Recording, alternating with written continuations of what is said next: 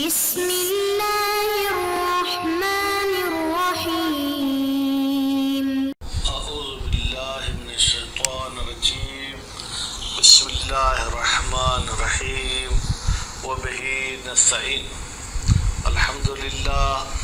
ہماری گفتگو کتاب الحجر میں اور مصنف صاحب نے یہاں پر 6 موارد ذکر کیے ہیں، 6 افراد ذکر کیے ہیں جو اپنے مال میں تصرف نہیں کر سکتے، جبکہ تعداد 6 سے زیادہ ہے جو کہ شہید ثانی نے پہلے درس میں بتائی۔ تو آج ہماری گفتگو ہے جناب عبد میں، کیا عبد تصرف کا حق رکھتا ہے یا نہیں؟ تو فرماتے ہیں کہ عبد مطلقاً ممنوع من التصرف ہے۔ مطلقاً کا مطلب یہ ہے کہ نہ مال میں تصرف کر سکتا ہے نہ غیر مال میں، حتیٰ کہ اقرار پہ نصب وغیرہ بھی نہیں کر سکتا۔ اچھا، تو پھر کوئی شخص کہے کہ عبد مال میں تو اس وقت تصرف کرے گا جب وہ مال کا مالک بنے، کہتے نہیں، چاہے ہم محال سمجھیں کہ وہ مال کا مالک نہیں بن سکتا، یا مالک بننے کی ہم فتویٰ بھی دیں تو بھی وہ تصرف نہیں کر سکتا۔ صرف طلاق انجام دینا چاہے تو عبد اپنی بیوی کو طلاق دے سکتا ہے۔ کیوں؟ اس لیے کہ طلاق جو ہے کہ اس میں کوئی تصرف نہیں ہے، البتہ مولا اگر ناپسند بھی کرے تو بھی وہ طلاق دینا چاہے تو دے سکتا ہے۔ خوب، عبد کی بات مختصر فی الحال پھر مریض کی طرف چلتے ہیں کہ مریض اپنے مال میں تصرف کر سکتا ہے یا نہیں؟ کہتے ہیں اس کا جواب ہوگا ہاں اور نہیں، یعنی ثلث کے اندر ثلث مال میں تصرف کر سکتا ہے، 100 میں سے 33% میں، باقی میں تصرف نہیں کر سکتا۔ البتہ یہ اس صورت میں ہے جب تصرف جو ہے کیا ہے جناب اس کا مفت والا ہو، یعنی تصرف کرے اور اس کے عوض میں کچھ نہ لے تو۔ لیکن اگر وہ کوئی معاوضہ کرتا ہے، کوئی معاملہ کرتا ہے اور معاملہ بھی بالمثل کرتا ہے، مثلا 50,000 والی بکری 50,000 کی بیچتا ہے تو وہ نافذ ہوگی۔ پھر فرماتے ہیں کہ عبد کے بھی جو تصرف، یہ مریض کے تصرف 2 قسم کے ہوتے ہیں۔ ایک تصرف معلق ہوتا ہے، وہ تو جناب ثلث میں ہی ہوگا۔ ایک منجز ہوتا ہے، یعنی وہ اپنے موت پر جو ہے کہ معلق نہیں کرتا، بلکہ ابھی کہتے میں نے یہ تمہیں تحفے میں دے دیا، صدقے میں دے دیا، تو اس قسم کی بات کرنا چاہے تو کر سکتا ہے۔ اس کے بعد پھر ایک قیل کہتا ہے کہ مریض کا تصرف ثلث مال سے نہیں بلکہ اصل مال میں جو ہے کیا ہے وہ کر سکتا ہے، اس لیے کہ ہمارے پاس ایک قانون ہے کہ الناس مسلطون علی اموالہم، بھائی لوگوں کو اپنے مال پر تسلط ہے، جیسے چاہے اس میں تصرف کریں۔ یا ہم یہاں پر جو ہے کیا ہے استصحاب بھی لے سکتے ہیں کہ بھائی بیماری سے پہلے تو یہ تصرف کر سکتا تھا تو ابھی بھی تصرف کر سکتا ہے۔ یہ بات یہاں تک ختم ہو گئی۔ اس کے بعد پھر جو ہے کیا ہے جناب صفی کی بات آ جاتی ہے، حالانکہ صفی کی بات کر چکے تو وہیں پر یہ ان کو کرنی چاہیے تھی۔ فرماتے ہیں صفی پر پابندی لگے گی جب اس کا سفہ اور بے وقوفی ظاہر ہو، اگرچہ حاکم اس پر جو ہے کیا ہے منع نہ بھی کرے، حاکم اس کو منع نہ بھی کرے، لیکن اگر میں سمجھتا ہوں، آپ سمجھتے ہیں کہ یہ صفی ہے تو ہم اس کے ساتھ کسی قسم کا کوئی معاملہ وغیرہ نہیں کر سکتے ہیں۔ اور اگر ہم نے ان کے ساتھ کوئی معاملہ کیا اور ہمیں علم بھی تھا کہ وہ صفی ہے تو وہ معاملہ تو باطل ہے۔ اگر ہمارے مال کی عین مال موجود ہے تو ہم اس سے لے سکتے ہیں، اگر عین مال اس نے ختم کر دیے تو ہم نہیں لے سکتے۔ کیوں؟ اس لیے کہ ہم نے خود طلب کیا ہے مال، جب ہم سمجھ رہے تھے کہ یہ صفی ہے تو اس کے ساتھ ہمیں معاملہ نہیں کرنا چاہیے۔ اور اگر اس کے ساتھ معاملے کرنے والا جاہل تھا اس کی حالت سے، تو کہتے ہیں کہ وہ صفی سے مال واپس لے گا، چاہے مال موجود ہو چاہے مال موجود نہ ہو۔ مال موجود نہیں ہوگا تو اس کا ولی اس صفی کے مال میں سے اس کو مال دے گا۔ میرے خیال میں والعبد ممنوع من التصرف، فرماتے ہیں کہ عبد کو منع کیا گیا ہے تصرف سے مطلقہ کا مطلب کیا ہے؟ فی المال وغیرہ ہی، تصرف مالی بھی نہیں کر سکتا اور تصرف غیر مالی بھی نہیں کر سکتا۔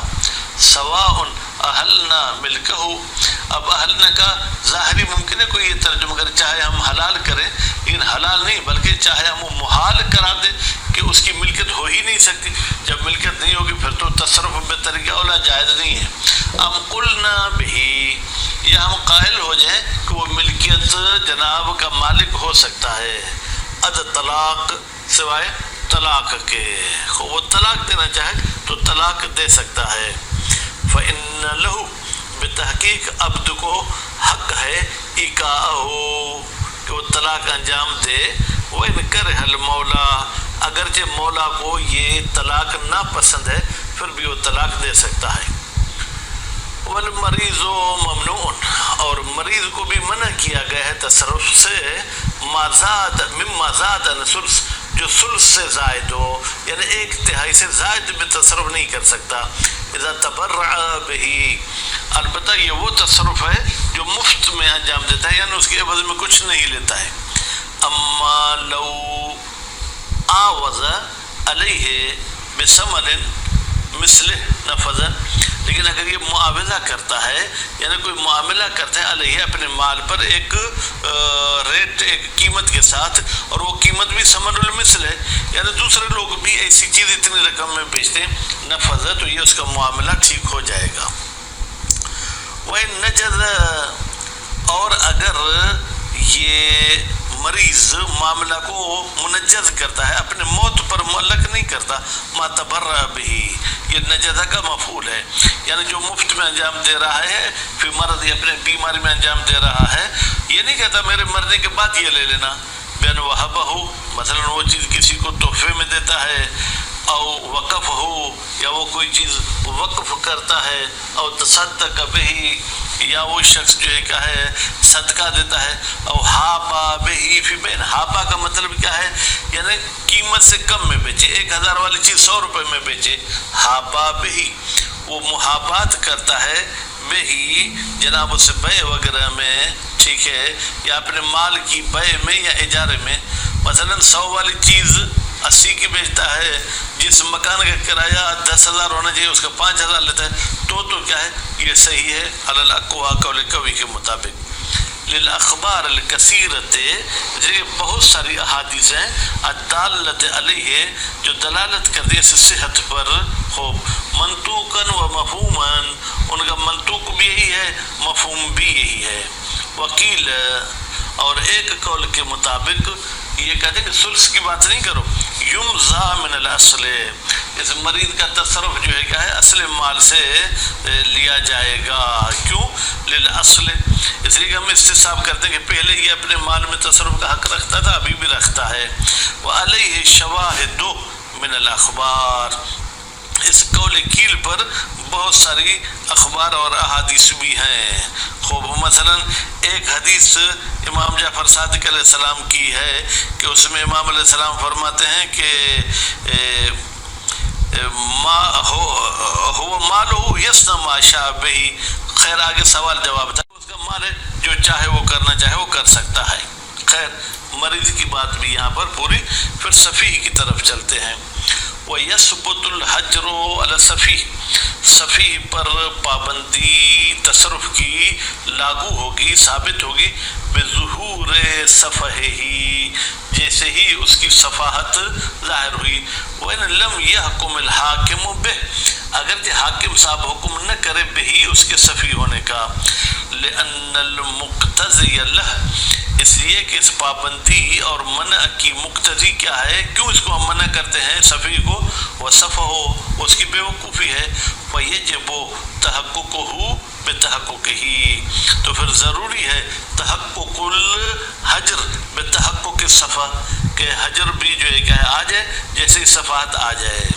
وَلِظَاهِرِ قول تعالی، اور اللہ تعالیٰ کے قول کا بھی ظہور یہی ہے، کیا اللہ تعالیٰ فرماتے ہیں فَإِنْ كَانَ الَّذِي عَلَيْهِ الْحَقُّ صَفِيًّا، اگر ہو وہ شخص کہ جس پر حق ہے سفیہ، تو پھر یعنی کیا، یعنی پھر اس کے ساتھ لین دین نہیں کر سکتے۔ یہ وہ مزید آیت کی تفسیر دیکھی جا سکتی ہے۔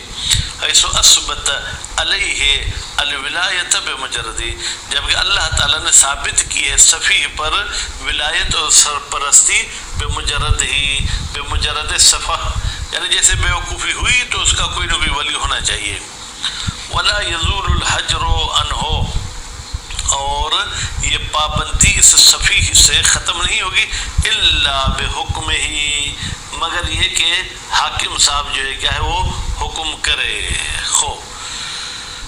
لأن زوال صفہ، اس لیے کہ صفاحت کا ختم ہونا یفتقر محتاج ہے الی الاجتہاد، کہ محنت کریں اس کے حالات کے بارے میں جانیں، وقیام الامارات، اور کچھ امارات اور کچھ ایسی نشانیاں قائم ہوں تو پھر کہیں گے کہ بھائی تمہاری صفات ختم ہو گئی۔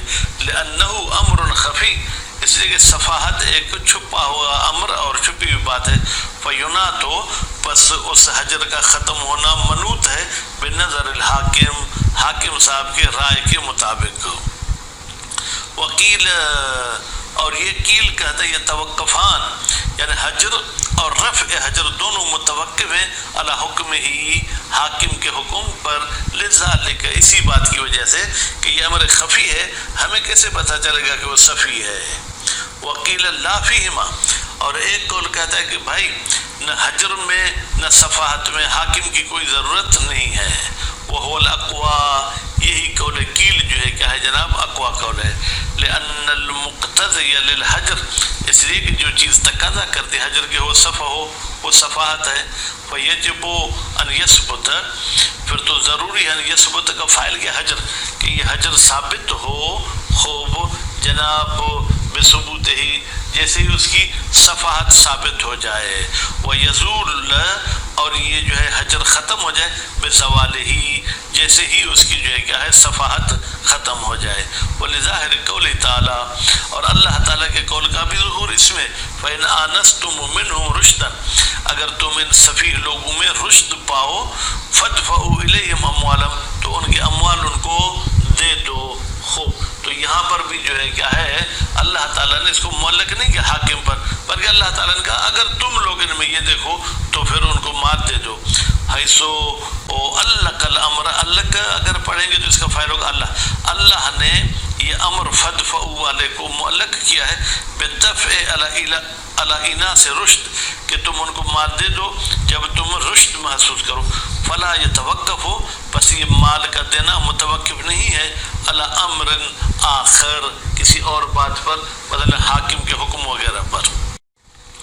ولو عاملہ، اگر معاملہ کرے صفیح کے ساتھ، العالم بحالہ، وہ شخص جو اس کی حالت سے علم رکھتا ہے، استعاد مالہ، تو وہ اپنا مال واپس لے گا اس صفیح سے، مع وجود ہی، جب وہ مال موجود ہو، لبطلان المعاملہ، اس لیے کہ صفیح کے ساتھ معاملہ کرنا جو ہے کیا ہے باطل ہے۔